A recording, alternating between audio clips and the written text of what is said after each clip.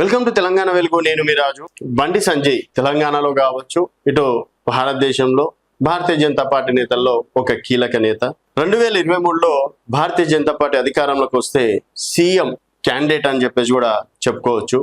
ఒక councillor, corporator నుంచి ఈరోజు రాష్ట్ర అధ్యక్షుడు, కేంద్ర సహాయక మంత్రి వరకు బండి సంజయ్ జర్నీ కొనసాగడం, బీసీ కమ్యూనిటీ నుంచి ఈరోజు ఒక కీలక నేతని భారతీయ జనతా పార్టీ తన సేవల్ని వినియోగించుకుంది.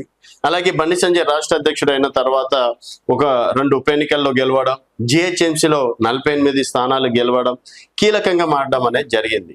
సో బండి సంజయ్ రాష్ట్ర అధ్యక్షుడు ఉంటే సీఎం కూడా భారతీయ జనతా పార్టీ ఈసారి అధికారంలోకి ఉండేదంత పేరు బండి సంజయ్ గారు సంపాదించుకున్నారు, దాంట్లో నో డౌట్. సో ఇక్కడ బండి సంజయ్ గారిని ఒక మాట కూడా అనట్లేదు.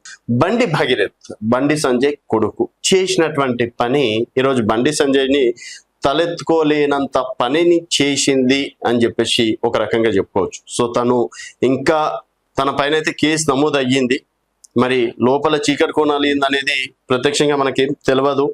సో దానికి సంబంధించి అసలు ఒకసారి చూసుకున్నట్టయితే బండి భగీరథ్ చుట్టూ బిగిస్తున్నవచ్చు. బండి భగీరథ్ పై ఫోక్సో కేసు నమోదు చేసిన షేక్ బషీరాబాద్ పోలీసులు section 11 red with 12 of POCSO act BNS చట్టం ప్రకారం 74, 75 సెక్షన్ల కింద కేసులు నమోదు అవ్వడం అనేది జరిగింది.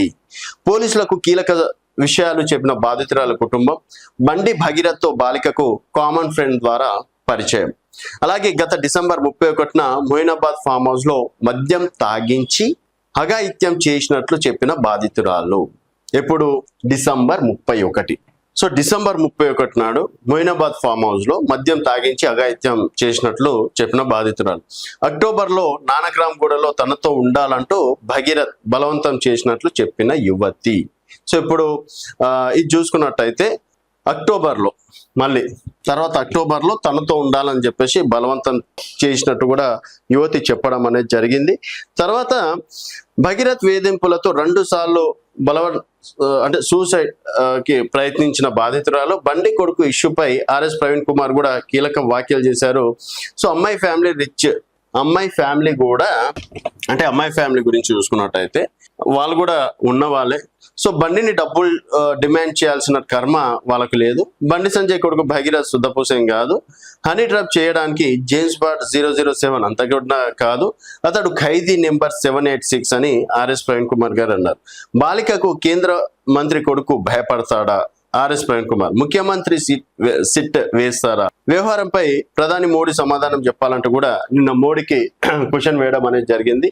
సో ఇక్కడ ఫ్యామిలీ పరంగా చూసుకున్నట్టయితే గతంలో 50,000 డిమాండ్ చేశారు, తర్వాత 2 కోట్లు డిమాండ్ చేశారు, 3 కోట్లు డిమాండ్ చేశారు. సో అమ్మాయి ఒక బ్లాక్ మెయిల్ అనేది బండి కొడుకుని చేసింది అని చెప్పేసి మేము కూడా కేసులు పెట్టామని చెప్పేసి బండి కొడుకు చెప్పడం అనేది జరిగింది.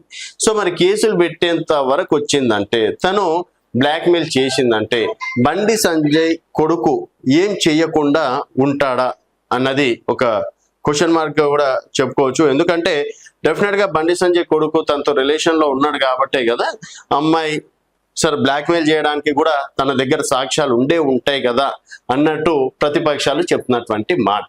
సో నేను బండి సంజయ్ మాత్రం రాజకీయంగా నన్ను ఎదుర్కొనలేక ఇవన్నీ చేస్తున్నారని చెప్పేసి, గతంలో బండి సంజయ్ కొడుకు వీడియోలు కూడా కాలేజ్లో చేసినటువంటి హంగామా కావచ్చు, తర్వాత అక్కడ మద్యం బాటిల్తో ఫోటోలు కావచ్చు, ఒక కేంద్ర మంత్రి కొడుకు అయ్యుండి ఇలాంటివన్నీ జాగ్రత్తలు అనేది పాటించాలి.